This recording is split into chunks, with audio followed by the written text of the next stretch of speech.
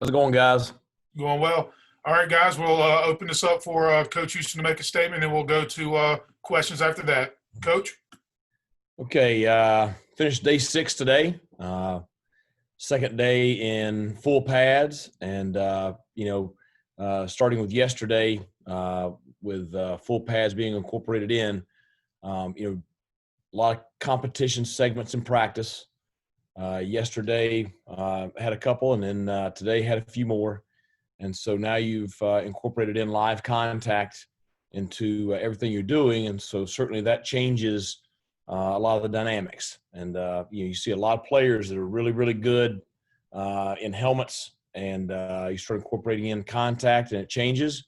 You also see some guys that maybe don't stand out as much in helmets that are much better players once you start incorporating in the contact. So, I told the players after practice, from doing nothing for 4 months and, not having practice since late last fall, early winter, that, to go 6 straight days, I thought they've handled it pretty well. We have obviously been very wise with what we've done and have not done the volume that we would usually do this time of the year. But at the same time, we've increased it just a little bit every day. So, we'll finish up this afternoon with a weight session and some meetings and stuff like that, a walkthrough. And then tomorrow we're going to take the day off from practice and workouts, a little bit of meeting time, really get off their feet, off their legs, a lot of recovery, some rehab in the training room, and then get ready to go Friday, Saturday, Sunday with a scrimmage in the stadium on Saturday with officials. So, it's coming along, continuing to do, I think, a better and better job every day with, some of the protocols as related to the virus. And I think, that's reflected in our numbers that we have right now. So hopefully that trend will continue. The more guys we have out there practicing, obviously the higher level we're going to play at. So questions? Coach, now that you guys have gotten into pads, are any of the younger defensive linemen individually kind of standing out or making plays early in camp? Yeah, I think that, it's going to take a little while with them, but at the same time, we saw some huge positives from some players. And, I'm hesitant to brag on young kids too early, because most of the time, as soon as you pat them on the butt, they go the other direction. But, I think just the size of some of those guys, Xavier McIver, Jason Shuford, they're large human beings. Romero has a great motor and has a lot of toughness. Elijah Morris, a young kid from Fayetteville, has been really, really solid, here early on. Now, all that you got to kind of take in perspective, because, there's a big difference between a third and fourth year guy and a first year guy. But I think I still really like that group. I talked to them last night, just them. I think they're going to be really good. And I think you'll look up, 2 and 3 years from now, and you'll just be, wow, what a solid group. We've got to grow them up and develop them. But we do really like the group. Coach Houston, WRAL TV is reporting that their sources say that Governor Cooper is going to keep the state in phase 2 for 4 more weeks. What does that mean for East Carolina football? Probably the same thing it does for every other football program in the state of North Carolina. So hopefully he'll let us know what that means.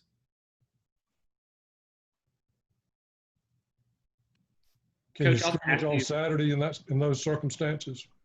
Yeah, I mean, there's just certain protocols with, spacing and everything that we'll be conscientious of.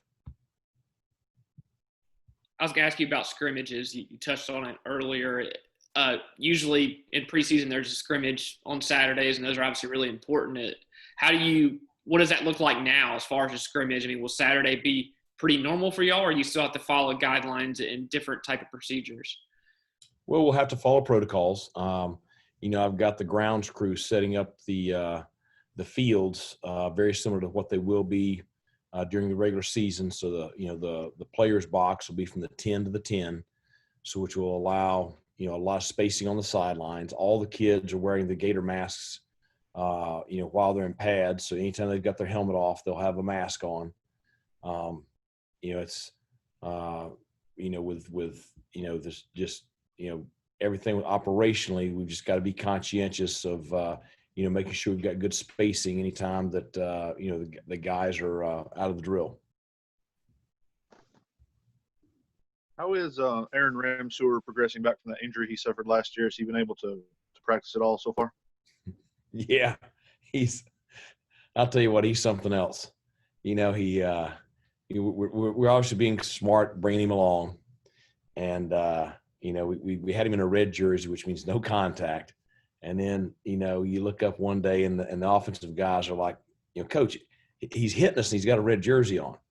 And so I said, Aaron, you can't be in the contact drills if you got a red jersey on. I look up and we're doing a short yardage drill yesterday, and he goes and he gets a purple jersey from one of the other kids and sneaks into the drill and finishes the drill. So I'd say he's coming along just fine.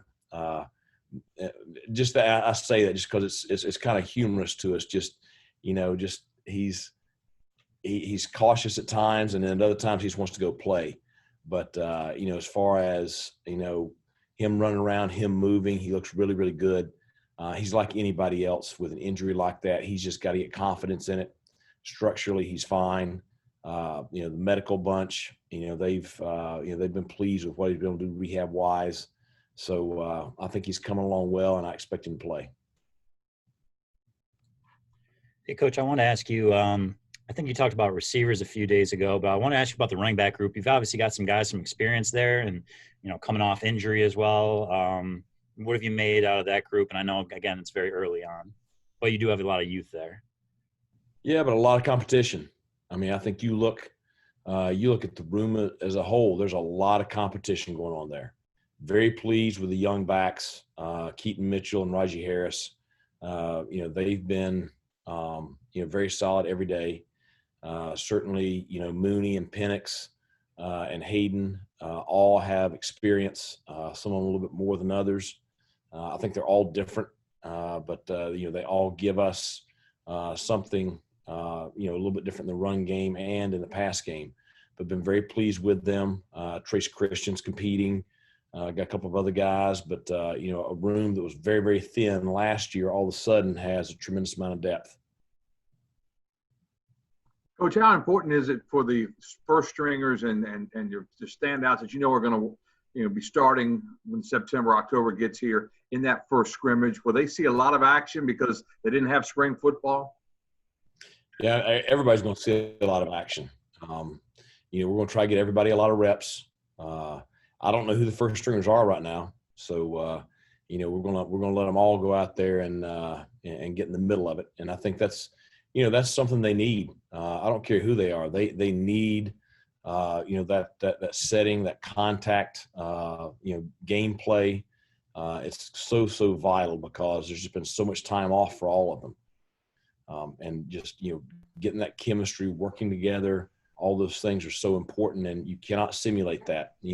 We try to simulate it in some of our competition segments. We finished practice with a red zone deal today, and it got pretty hyped and pretty intense and everything. But you start throwing officials out there, and that kind of changes the dynamic of everything.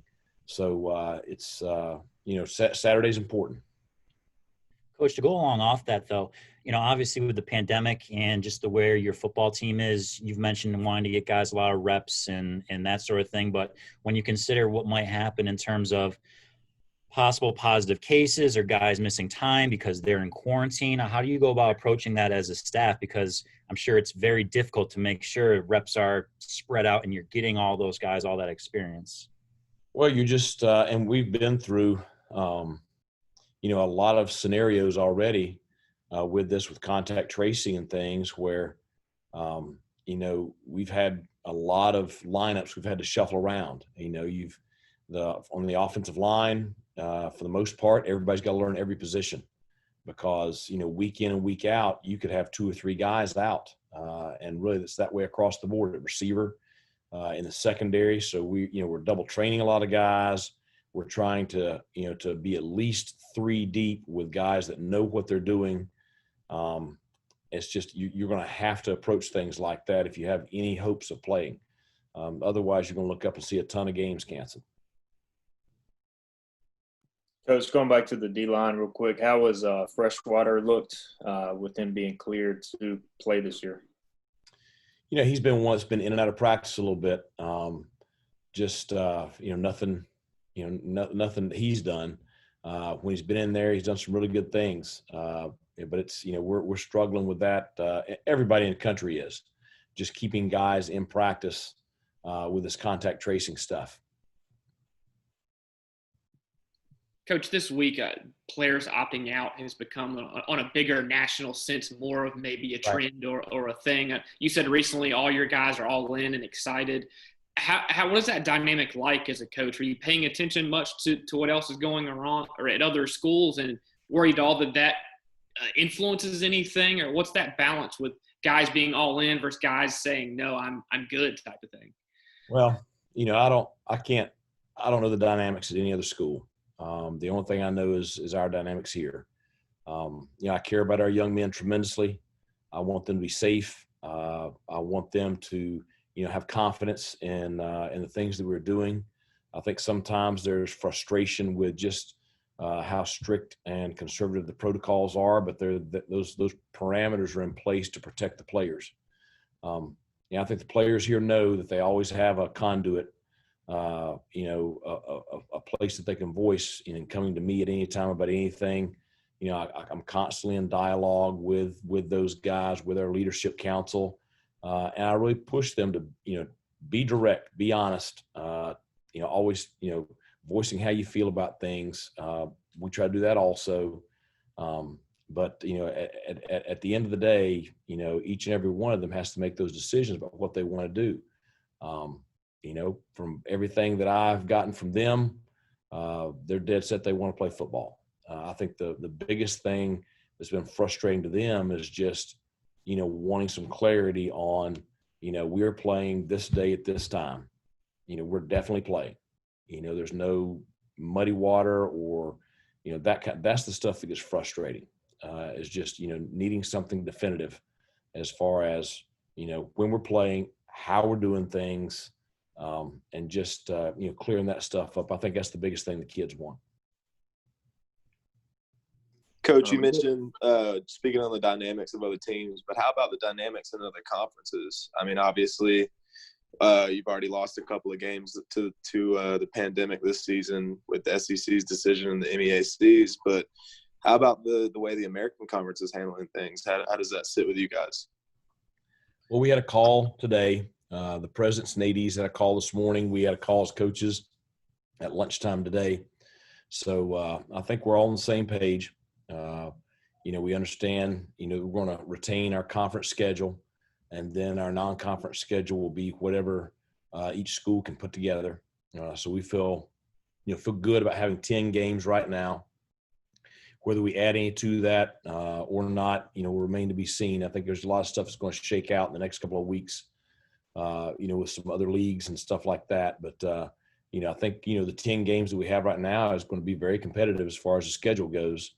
And I think the American's doing everything that it can to make sure that it protects the schools in our conference. And I think the big focus is, this league is one of the top FBS conferences in the country.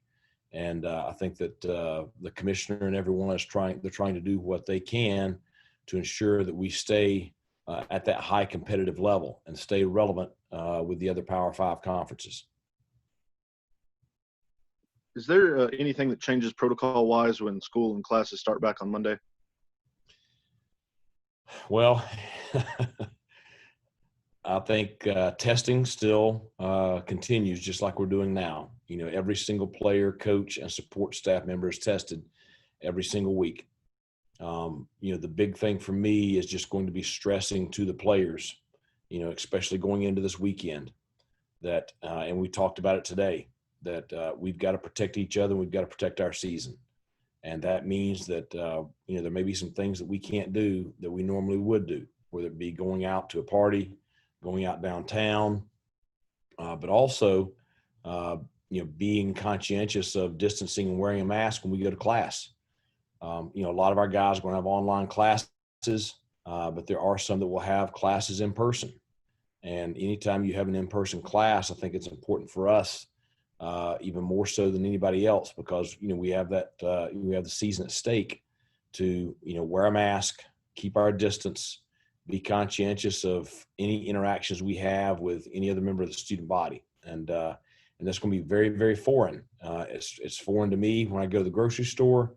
It's foreign to all of us when we're out in public, because we are a very social, a very social country, a very social, race. And so it's something that we're going to have to do to protect each other. And, hopefully we'll be able to do that. It's going to be tough, though. It's going to be a challenge. The dorms are going to be a challenge.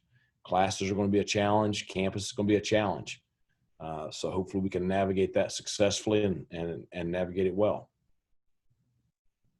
Coach, a few minutes ago, you were talking about the development of the running game. When you got here a year and a half ago, the tight end position was nowhere near where it needed to be in order for you to play how you want to play. So just talk about the development of that room. You have some pretty nice talent and numbers right now.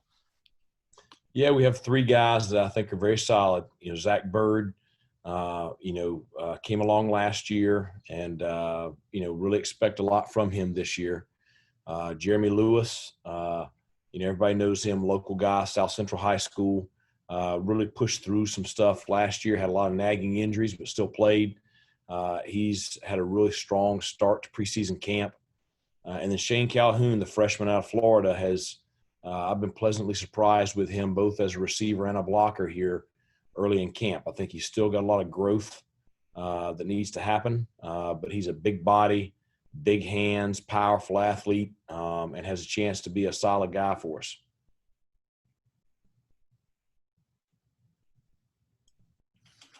We have any further questions for Coach?